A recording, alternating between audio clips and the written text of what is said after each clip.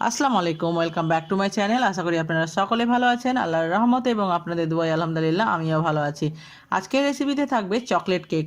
বন্ধুরা, এই চকলেট কেকটাকে আমি চায়ের পাত্র বা চায়ের সসপ্যানে তৈরি করে দেখাবো। আর বন্ধুরা, এটা তৈরি করা কিন্তু খুবই সহজ এবং খুব কম উপকরণ দিয়ে এটা তৈরি হয়ে যাবে।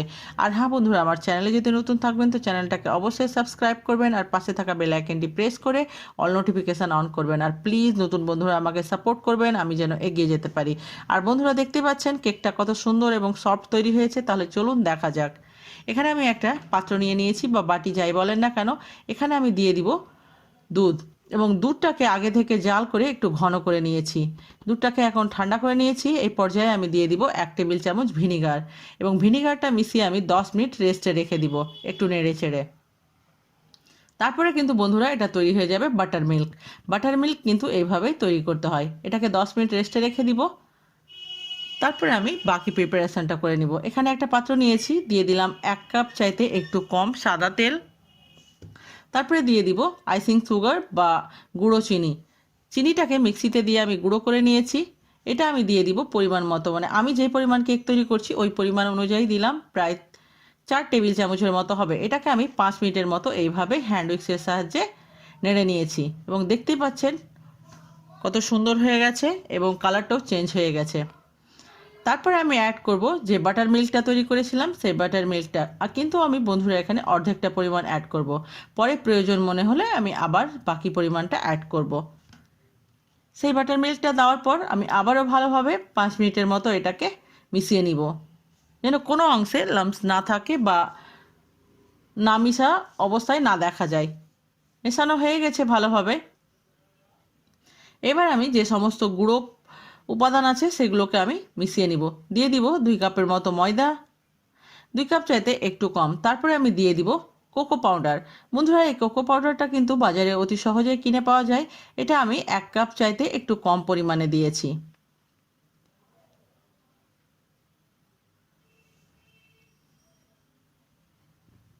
তারপরে আমি দিয়ে দিব বেকিং পাউডার।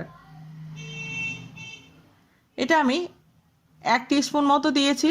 তারপরে দিয়ে দিব অর্ধেক টিস্পুনের মতো বেকিং সোডা। এবার বন্ধুরা, সমস্ত শুকনো উপকরণটাকে আমি এইভাবে ভালোভাবে চেলে নিব।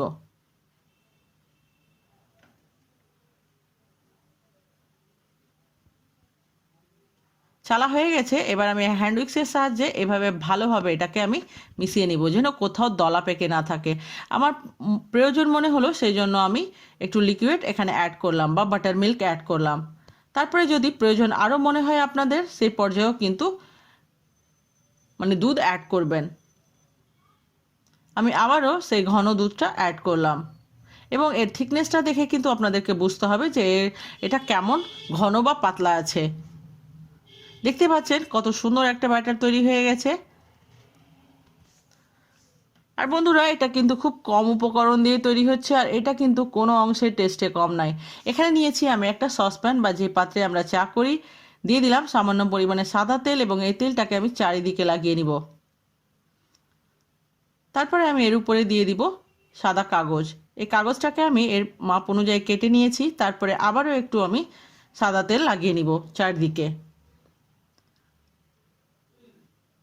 বন্ধুরা, এই কেকটাকে কিন্তু আমি কেটে দেখাতে পারবো না, কারণ এই কেকটা থেকে আমি আবার পরে একটা ডেকোরেশনের কেক তৈরি করব, যেটা আপনারা পরে ভিডিওতে দেখতে পাবেন। আমি এই সময় দিয়ে দিব কোকো চিপস বা চকো চিপস, যাই বলেন না কেন। আপনাদের কাছে থাকলে অ্যাড করবেন, না থাকলে স্কিপ করবেন। ভালোভাবে এটাকে দিয়ে মিশিয়ে নিব। তারপরে সেই চায়ের পাত্রটাতে আমি এটাকে ঢেলে নিব।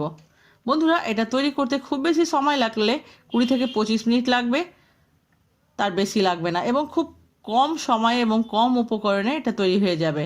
আর হ্যাঁ বন্ধুরা, আমার রেসিপি যদি আপনাদের কাছে ভালো লাগলে তবে অবশ্যই একটা লাইক করবেন, এবং ফ্রেন্ডস ফ্যামিলির সঙ্গে শেয়ার করবেন।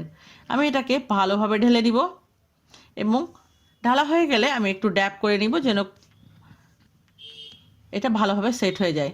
আমি প্রথমে এটাকে 2 মিনিটের মতো এমনি রেখেছিলাম লো হিটে। তারপরে আমি উপরে তাওয়া দিয়ে এটাকে 15 মিনিটের মতো কুক করেছি, এবং চুলো রাসটাকে অবশ্যই লোয়ে রাখতে হবে। এবার আমি চেক করে নিব যে আমার কেকটা হয়েছে কিনা। দেখতে পাচ্ছেন টুথপিকটা ক্লিন বেরিয়েছে, তার মানে কেকটা হয়ে গেছে।